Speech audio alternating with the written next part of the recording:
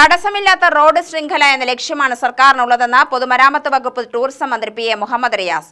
3 കോടി രൂപ ചെലവിൽ BM&BC നിലവാരത്തിൽ നവീകരിച്ച ആണ്ടിമഠം കടുക്കാംകുന്ന് റോഡിന്റെ നിർമ്മാണം പൂർത്തീകരണ ഉദ്ഘാടനം നിർവഹിച്ച് സംസാരിക്കുകയായിരുന്നു മന്ത്രി.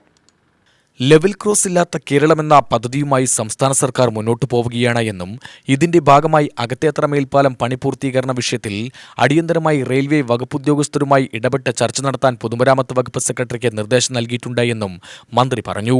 പൊതുമരാമത്ത് വകുപ്പ് മലമ്പുഴ നിയോജകമണ്ഡലത്തിൽ പൂർത്തിയാക്കിയതും പൂർത്തീകരിക്കുന്നതുമായ വിവിധ പദ്ധതികളെക്കുറിച്ചും മന്ത്രി വിശദീകരിച്ചു.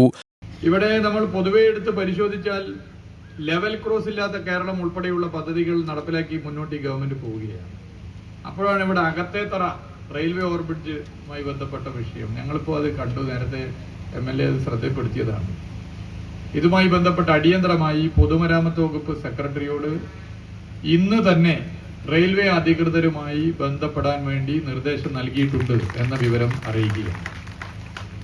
റെയിൽവേ പോർഷന്റെ പ്രവൃത്തി പൂർത്തിയാക്കാനാണ് ഇനി ബാക്കിയുള്ളത്.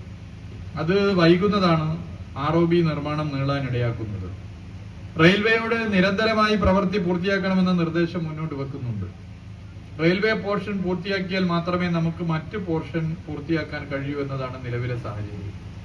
തടസ്സമില്ലാതെ റോഡ് ശൃംഖല എന്ന ലക്ഷ്യത്തോടെയാണ് നമ്മൾ മുന്നോട്ട് പോകുന്നത്. സ്ഥലം MLA പ്രഭാകരൻ അധ്യക്ഷത വഹിച്ചു. Malampuzha block panchayat president P. Bijoy, Akathethara ഗ്രാമപഞ്ചായത്ത് പ്രസിഡന്റ് സുനിത അനന്തകൃഷ്ണൻ, മലമ്പുഴ ഗ്രാമപഞ്ചായത്ത് പ്രസിഡന്റ് രാധിക മാധവൻ, ബ്ലോക്ക് പഞ്ചായത്ത് അംഗം കാഞ്ചന സുദേവൻ, ഗ്രാമപഞ്ചായത്ത് അംഗം B. മുരളീധരൻ, പൊതുമരാമത്ത് വകുപ്പ് നിരത്തുകൾ north circle Kozhikode superintending engineer UP Jayasree, വിവിധ രാഷ്ട്രീയ പാർട്ടി പ്രതിനിധികൾ, ഉദ്യോഗസ്ഥർ എന്നിവർ പരിപാടിയിൽ പങ്കെടുത്തു.